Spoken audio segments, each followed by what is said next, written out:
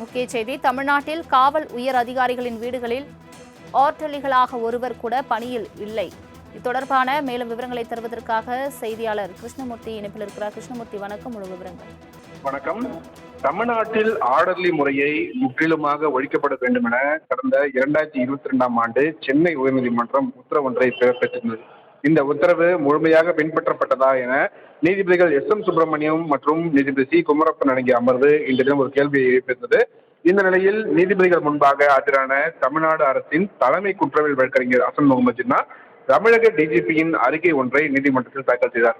அந்த அறிக்கையில் தங்களது இல்லங்களில் ஆர்டர்களாக இருக்கக்கூடிய யாரும் பணியாற்றவில்லை என தற்போது பதவியில் இருக்கக்கூடிய உயர் அதிகாரிகளும் சரி, ஓய்வு பெற்ற உயர் அதிகாரிகளும் தெரிவித்துள்ளதாக தலைமை குற்றவியல் வழக்கறிஞர் கூறியிருக்கிறார். அப்போது நீதிபதிகள் ஒரு ஆர்டர்லி கூட பணியில் இல்லையா என்ற ஒரு கேள்வியை முன்வைத்தார்கள். இதற்கு பதிலளித்த தலைமை குற்றவியல் வழக்கறிஞர் ஹசன் முகமது ஜின்னா தற்போது வரை ஒருவர் கூட பணியில் இல்லை என்றும் அவ்வாறு இருப்பதாக புகார் வந்தால் உடனடியாக நடவடிக்கை எடுக்கப்படும் என்றும் தெரிவித்திருக்கிறார்.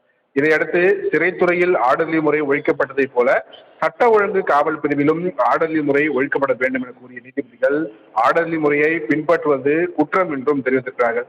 மேலும் பணியில் இருப்பதாக கூறிவிட்டு தனிப்பட்ட வேலைகளில் ஈடுபடக்கூடிய காவலர்களை கண்காணிக்க பின்பற்றக்கூடிய நடைமுறைகள் குறித்து நாளைய தினம் தகவல் தெரிவிக்க வேண்டும் என்று உத்தரவிட்டு விசாரணையை நாளை தினத்திற்கு தள்ளி வைத்திருக்கிறார்கள். சலோமி. தங்களின் முழு விவரங்களுக்கு நன்றி கிருஷ்ணமூர்த்தி.